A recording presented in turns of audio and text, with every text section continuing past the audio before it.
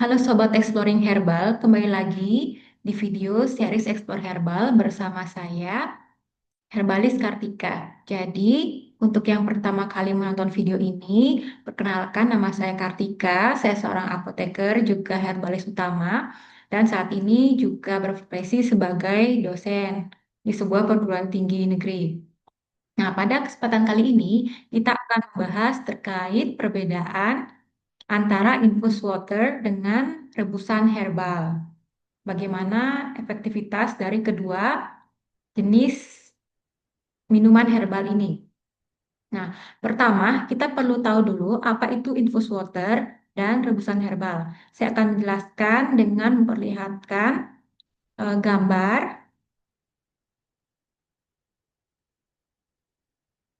Nah, semoga terlihat.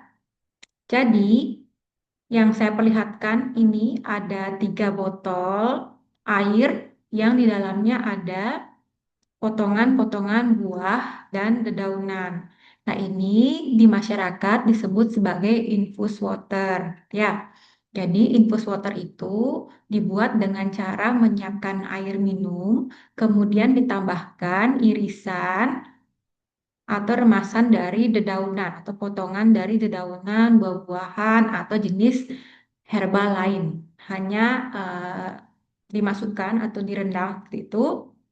Nanti setelah terendam dengan baik, nah lama-kelamaan air yang tadi awalnya tidak berasa, tidak berbau dan tidak berwarna bisa mengalami perubahan dalam rasa, bau dan warna yang sesuai dengan warna, bau dan rasa dari jenis-jenis bahan yang dimasukkan.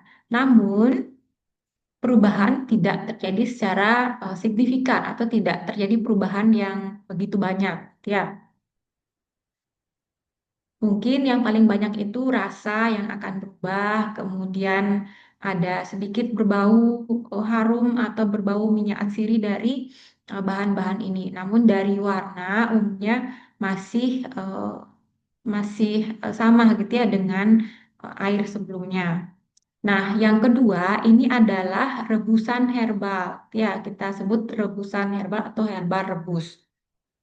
Nah, di dunia herbal gitu ya, atau dunia farmasi ada istilah infusa. Nah, ini berbeda gitu ya dengan infus water.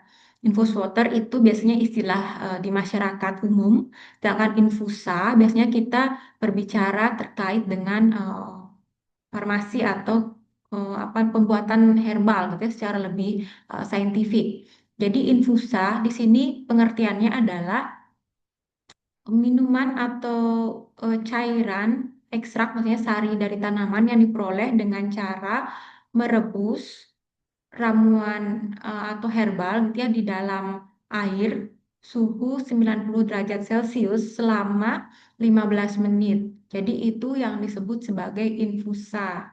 Namun di masyarakat sering disebut rebusan herbal atau herbal rebus.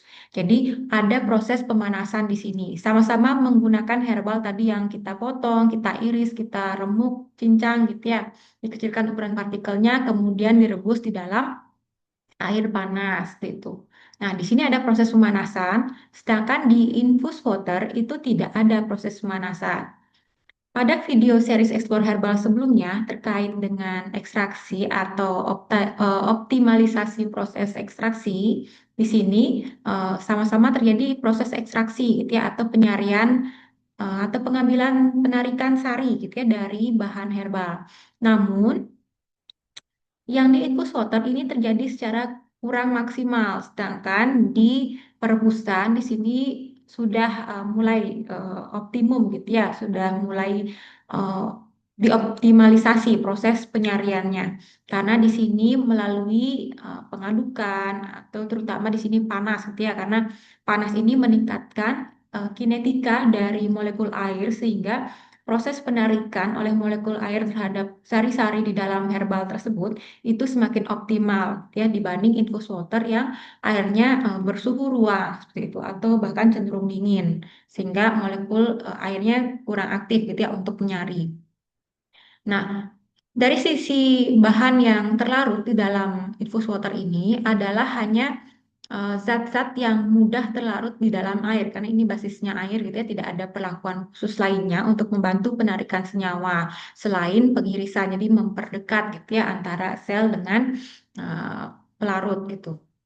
Sedangkan di rebusan herbal ini, di sini ada proses panas yang meningkatkan kinetika dari molekul air sehingga penyarian dapat lebih maksimal. Sehingga nanti hasilnya memang sudah terlihat gitu ya, di mana air dari infus water ini cenderung tidak mengalami perubahan gitu. Biasanya perubahan hanya di rasa ataupun di aroma tambahan gitu yang menyegarkan. Sedangkan di sini di rebusan, di sini karena ekstraksi berlangsung lebih optimal sehingga warna, rasa, bau itu lebih banyak gitu ya, terjadi perubahan menyesuaikan dengan herbal yang dimasukkan.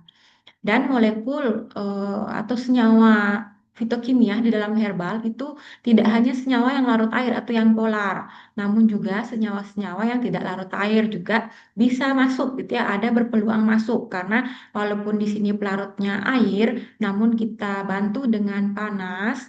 Nah, panas itu akan membantu juga pelarutan dari zat-zat fitokimia yang bersifat kurang larut atau semi larut dalam air sehingga sehari yang didapat lebih banyak dibanding yang infus water.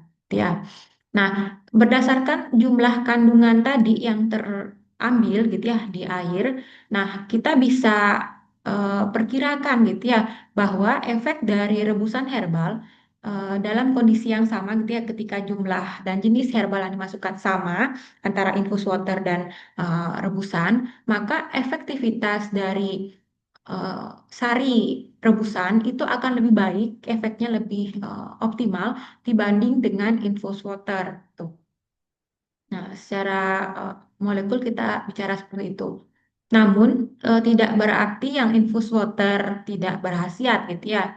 Nah, kita eh, membuat infus water itu biasanya untuk tujuan mungkin menyegarkan, jadi minuman pendamping untuk mungkin acara-acara santai gitu ya, ataupun acara formal juga bisa karena di sini penampilannya yang cantik gitu ya, jadi menggugah orang untuk meminum air lebih banyak karena air kan dibutuhkan oleh tubuh gitu ya, tubuh butuh air untuk sehat sehingga ketika yang awalnya susah minum air putih gitu ya males, tapi ketika air putihnya disajikan dengan tampilan cantik seperti ini, kemudian rasanya berubah gitu ya, tidak tawar, jadi ada rasa manisnya atau asamnya, baunya juga enak, menyegarkan, maka menggugah orang untuk mau minum lebih banyak.